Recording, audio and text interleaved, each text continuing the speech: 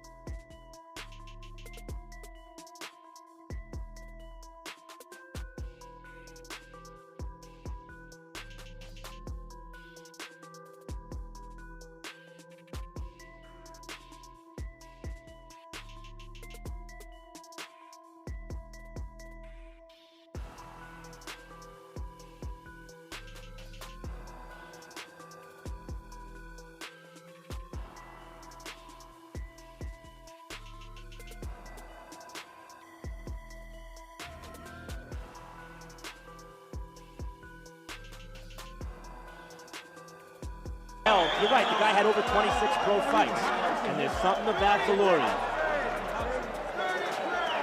See there, he's thinking, okay, quick hands, you hit pretty hard, and then before he knows what happened, what just happened?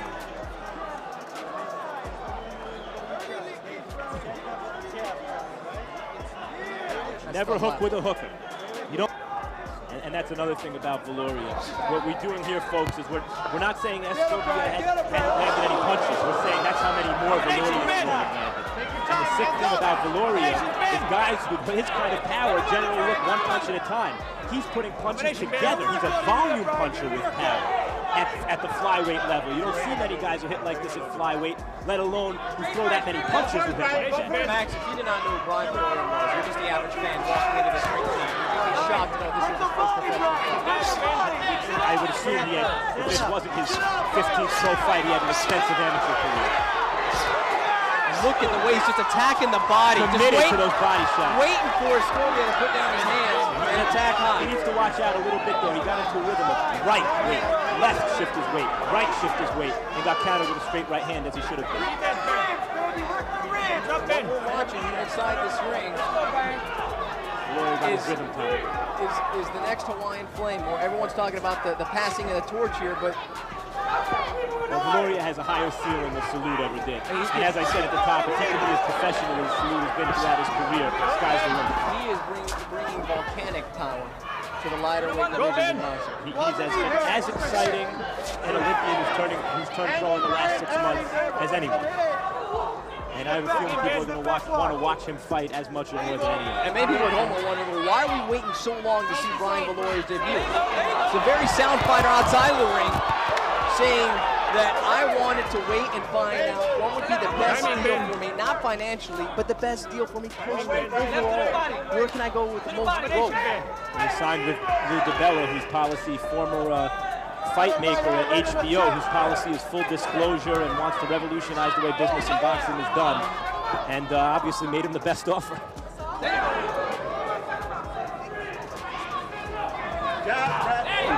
Now Viloria's going to make a liar out of me. I said he ain't getting out of the second.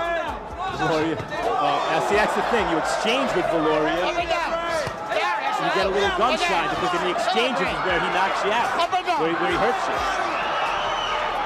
Well, he was working the body earlier. 30 seconds, 30 seconds. He's moving the fight inside of Escudilla, and now Escudilla's landing a few shots.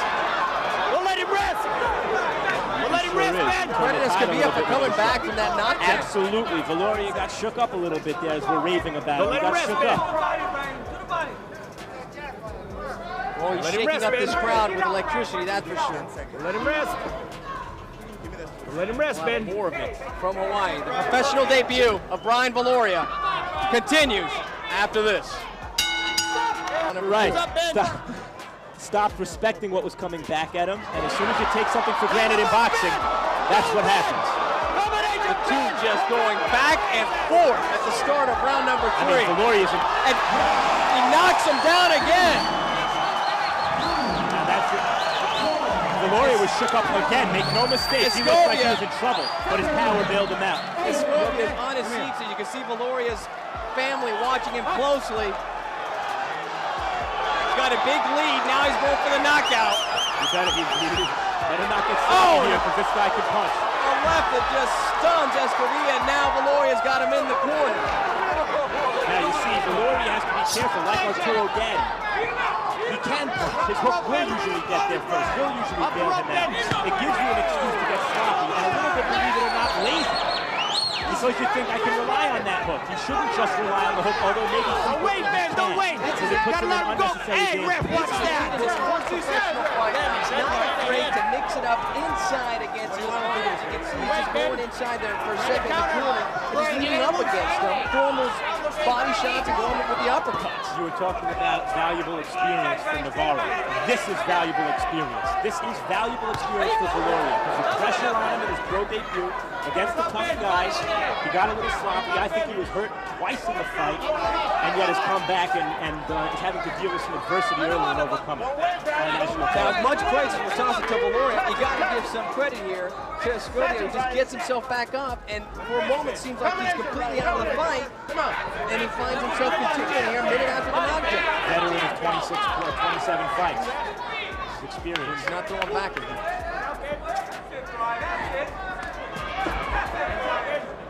Overhand right. And tough, sometimes you get an experienced fighter who's just not tough. His own man is a tough guy too. We've seen a bunch of tough fighters so far.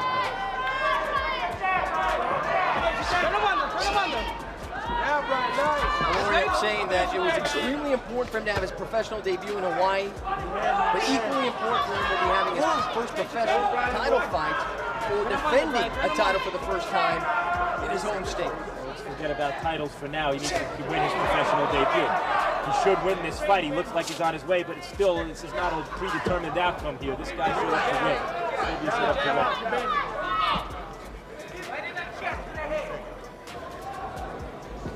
There you boy. Walk him down. Not only does he have a tremendous value inside of the ring, as a boxer, he has tremendous value outside of the ring. Max, very religious. This week he's been speaking at schools, giving back to the community. And he says, these are people who support me, and I have to support them back. He needs to get back to Scovia right now. And you can see the percentage in Viloria's favor by 9%. We shouldn't overstate Escobia's success either. He hasn't won any rounds, but he has momentarily hurt Viloria on 2 different occasions. And when you see that, you go, oh my God, 1 or 2 more punches and Viloria can go down. Escobia's got tremendous heart. After that second knockdown, he could have stayed down afterwards. So many fighters would have. And here he is in Hawaii, in the guy's digs, in his backyard, and he gets himself back up, and here he is in round number 4 trying to still somehow salvage a win. Yeah, folks, Escobia gets paid the same no matter what if he gets up or stays down. He gets up because he's a proud fighter, a real fighter. Okay, break it up. Let's go. Step back clean, Bryce. Step back clean. Many fighters would have stayed down after that second round, even after the first one. Up and down, Brian. Put your hands up. You can just hear those punches, especially that left. You know,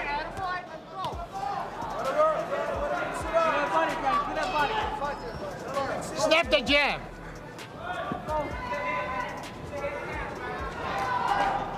Go, Ben. when I see that left, Max, and I hear it, I immediately think of what we saw on Saturday night, Trinidad and Jockey. Same type of left, just a short, crisp left. You know what, speaking of Trinidad gets starts a lot of guys on the way out with that sneaky, quick, straight right hand that he doesn't telegraph, right from the shoulder. And Viloria has a similar kind of right hand, just whips right out, very sneaky, and it hurts the guy and sets him up for that big left hook. There you see it again. That was more telegraphed. But he can throw it as a lead and hurt you when you're not expecting it. Brian Viloria first learned how to box at the age of 6 years old. He was taught by his father and his grandfather. Well, they did something right because he definitely has a strong foundation. And they built off of it very well. His pro debut, he's going the distance. In a fight that looked like he could have ended it in the first round, he's going the distance.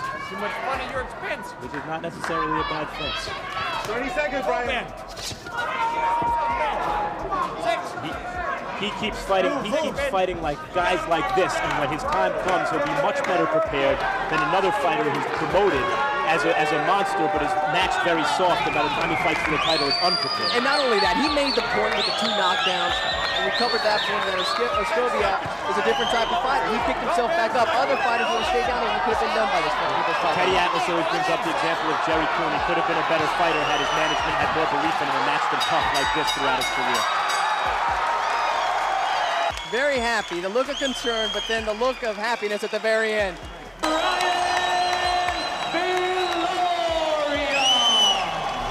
Kaya naging matagumpay ang karera ni Brian Viloria sa mundo ng boxing. Mapa-amateur man o professional, makikita talaga ang kanyang potensyal at galing dito sa kanyang unang sabak sa ibabaw ng lona.